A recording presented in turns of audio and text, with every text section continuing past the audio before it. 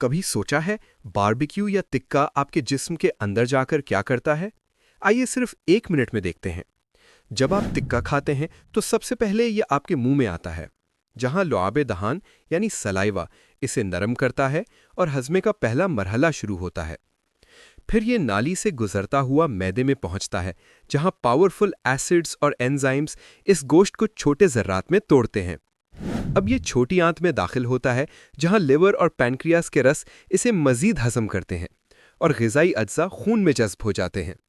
جو چیزیں ہضم نہیں ہوتی وہ بڑی آنت کے راستے سے فضلے کی صورت میں باہر نکل جاتی ہیں۔ لیکن یاد رکھیں، زیادہ باربیکیو یا تکا کھانے سے چربی اور پروٹین زیادہ ہو جاتے ہیں، جس سے جگر، معدہ اور دل پر دباؤ بڑھتا ہے اور کینسر پیدا کرنے والے مرکبات بھی بنتے ہیں۔ اس لیے تکا ضرور کھائیں، مگر اعتدال سے، کیونکہ ہر ذائقہ وقتی ہے، مگر صحت ایک مستقل نعمت ہے۔